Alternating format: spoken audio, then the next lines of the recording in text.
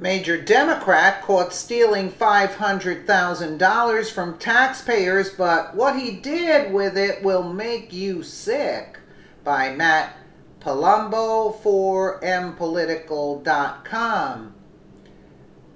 Another day goes by and another Democrat lands at the center of a corruption scandal. Each morning you wake up, grab some tea or coffee, maybe go for a nice brisk walk, and then you check your news to see which Democrat has been caught in the latest crime or scandal. It's so regular that it can become part of your daily routine. This time it's Democrat Representative, Luis Gutierrez's turn to be involved in the corruption scandal of the day today.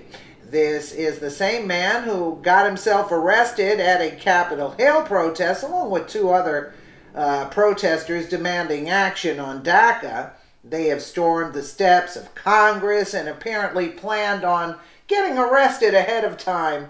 Those who pledged ahead of time to volunteer for arrest wore green gloves and green armbands and were ushered to the front of the line, according to the Daily Caller. Getting arrested on purpose is not the most intelligent idea in the book. No surprise here that those who don't care about immigration law don't seem to care about the others either. Granted, they at least behaved themselves well enough where they didn't face any criminal charges, but that's not the point.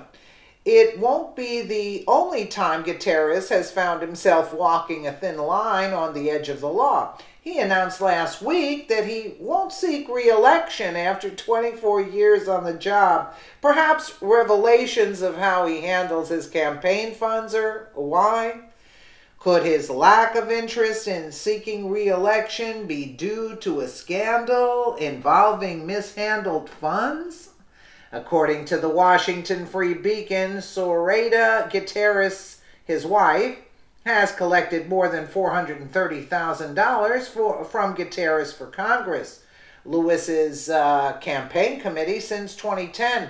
Zoraida is the top recipient of expenditures this year. Zoraida, who was a registered lobbyist in Illinois prior to appearing on the campaign's payroll, has been listed as the campaign's office manager, fundraiser, and treasurer for the past 7 years. Gutierrez's campaign committee has reported $77,838.69 in operation expenditures from the beginning of January to the end of September. Zoraida has received 7 checks for $6,000 each, or $42,000 total during this time, meaning that she has collected more than half of his campaign's disbursements.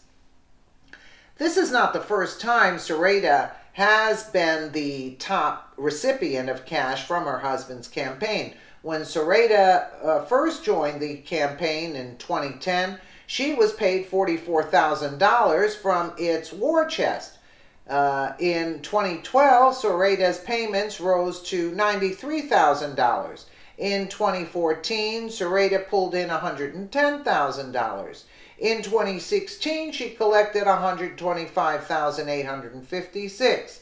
Zoraida was the top recipient of cash from Gutierrez for Congress every election cycle since first appearing on its payroll 7 years ago. Gutierrez also paid his 2 daughters a combined $5,000 for a fundraising project and bookkeeping between 2004 and 2009. Extremely unethical, but legal? Possibly not. Even that Gutierrez is likely to defend the payments as legitimate payments for services, even though there's a very good chance that it was him milking his donors for money like they were his personal slush fund. It's actually thanks to Jesse Jackson Jr. that family members can be on campaign payrolls after he sent a request to the FEC to allow as much. After the law was changed, Jackson paid a firm run by his wife hundreds of thousands of dollars from his campaign committee, eventually leading to the two pleading guilty for using $750,000 in campaign funds for personal use. When you run a campaign and pay your family members with the money it receives in the form of donations, and there's no work to be shown to back up the cause, then is that unethical, illegal, or both? Was Gutierrez careless enough to get himself caught in a crime, or simply frowned upon? What will this revelation turn into when the investigation begins? I think they're gonna go after it.